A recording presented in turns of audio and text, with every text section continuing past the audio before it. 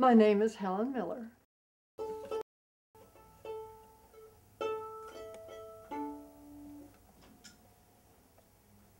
I was born in 1918, and so that made me 11 when the Great Depression came on.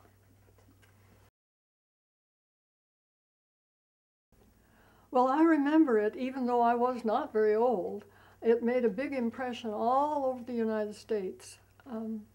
And my father especially was quite disturbed over it because he was the one that had to bring in the money. And he said the men were just lined up thick, thick, thick on Trent Avenue, and he just couldn't get over that.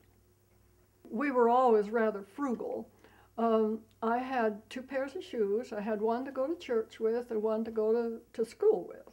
And of course the church one, I had to have it big enough so that when I grew a little bit I could wear it to school. So I can remember one of the girls came to school wearing her father's boots. I didn't feel deprived. I really didn't. Well, actually, the repression, this big thing wasn't over until we got into the war and they started putting the heavy industry in, and that's what got us out of the Depression. The war did it. The war did it. We interrupt this program to bring you a special news bulletin. The Japanese have attacked Pearl Harbor, Hawaii by air, President Roosevelt has just announced. I remember when Japan bombed Pearl Harbor. I remember it right now. I can just hear it in my head. But then we thought, well, this is it. We're in it. I don't try to run the country. I just went along with it. If this is what was necessary, that's what we'll do. I was very wrapped up in learning what was going on. Well, I think everybody wanted the thing to go well. Who wants to be ruled by Hitler or Japan? I just thought it was just awful. With every man utilized, we are still short millions of hands. We must call upon women. All over the United States, women are called upon to leave their homes and take jobs. Among our young unmarried women and among older women whose children are grown, we have a large reserve.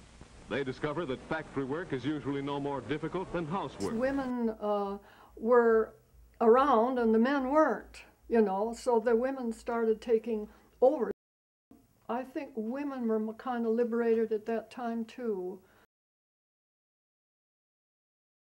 There were ration cards, and I did have them, and I followed the rules, and we lived. I mean, we had good meals, and we raised our kids, and I didn't feel that I was under a huge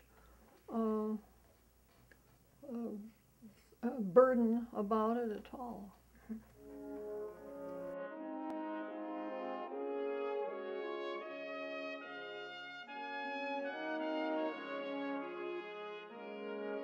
The war was, it came over the radio because we didn't have television then. And so it came over the radio, and I went out and I went to my neighbors right next door and I said, the war's over.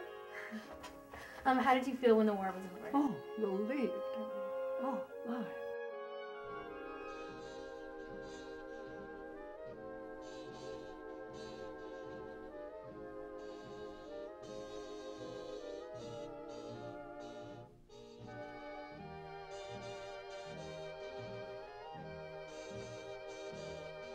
Of course, all I know is my own little, tiny little place up in the state of Washington. We helped one another. We didn't live very high, but everybody was the same, so nobody thought that was dreadful. And I was just happy to have music lessons and go to school, and I had enough clothes. I didn't hurt for them.